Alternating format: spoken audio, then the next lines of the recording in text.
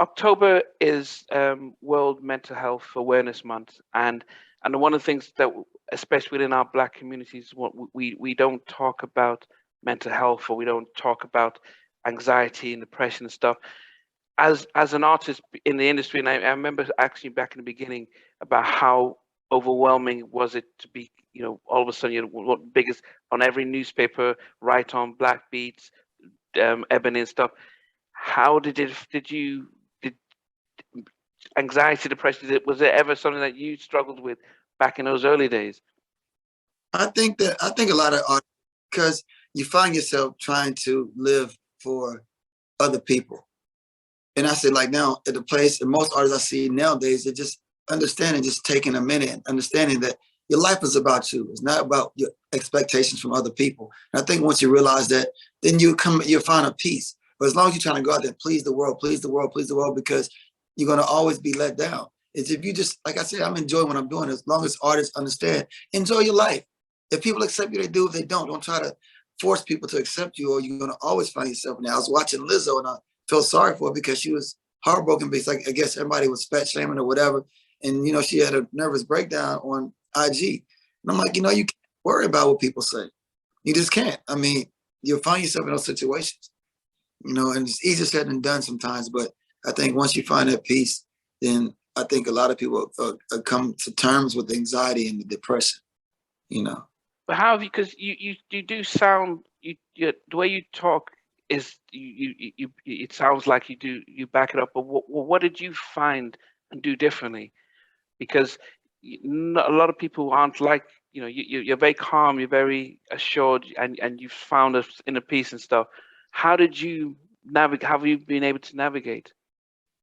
Man, you just got to let God take the wheel. You got to just trust God, man. You got to put all your faith and trust in God. And that, he's the only person that's not going to ever forsake you. So as long as you know that, man, that's where your trust got to go. That's where you find your peace, man. And me praying a lot, and because I'm out of church, and sometimes you kind of stray away from that. But then that's when you start, getting confused, because you're trying to find the world to accept you. When, sometimes you get on your knees and pray, man. And that's what I do. And when I find my mind going there, like, oh man, I'm putting out records and they might not hit them. I don't care. If they do, they do. If they don't, they don't. As long as I know that I could get on my knees and I'm okay, and my mind is still good, and I can still create music and write. I can't be bothered with all the negativity. When people say negative comments to me on IG, I don't even respond. I just delete them and block them. Like I said, because, you'll get 1,000 people say they love you, and that one person just say something off the wall, you become fixated with that one negative thing. So that's why I don't let negativity even cross my path, man. I exit out anywhere I can, because you become fixated. You got millions of people that love you and buy your music and support you and scream at your concerts. And one person can say one thing and they come across you. And it's like, that's what you become fixated on. And I was like, I can't do that. So I'm just like, I'm over it. You know what I'm saying? So. Yeah, I have to appreciate you saying that, because it hits us all. Yeah, I can't imagine. I can't tell how many times I've had loads of people say, "Oh, we like this, like that." One person says, "Oh," and you become fixated with that one person. So I just like, it is what it is, man. Because some people wake up, man, and like they say, it's not just a cliche. Misery loves company, and that's just not a saying. That's the truth. So some people just like, "Oh, he's happy. I gotta make him mad because I'm having a bad day."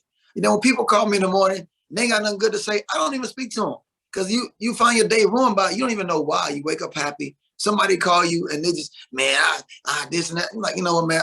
I'm sorry, bro. Ain't nothing I can do. Click. I'm good. Because you don't even know why. You just like, why am I in this mood all of a sudden? And it's because somebody called you some negative, and you're like, okay, it just threw me off all day. So trying to deal with it.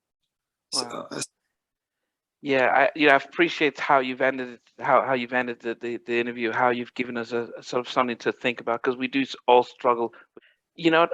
I always end my interviews by asking my guests that if you were stuck in an elevator and you had a chance to, it was going to take a couple of hours, but they said, look, while we're getting you out, we'll put a movie for you. What movie would you want to watch before they get you out?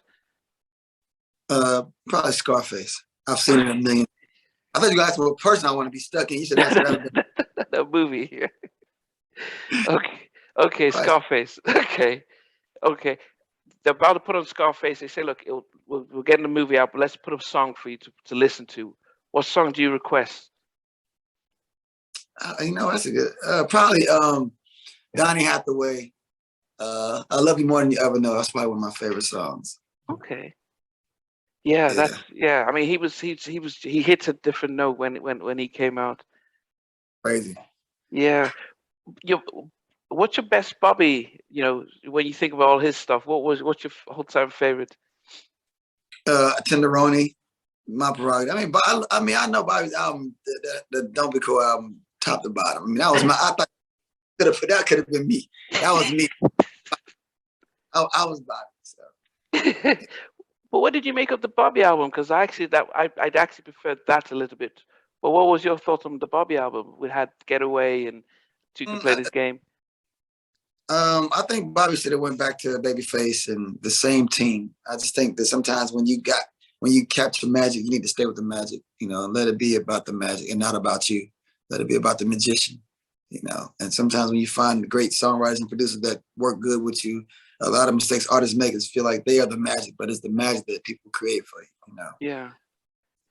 And that happens to a lot of artists that we see, great artists that they want to step away from the magic and feel like it's about them, but it's about the magic somebody create for you. You just the magician, you know. Yeah. Thanks for watching. Please remember to subscribe to the channel, but most importantly to press the notification bell so that you can be notified when we do have a new interview. Loads to come, but thanks a lot for watching. I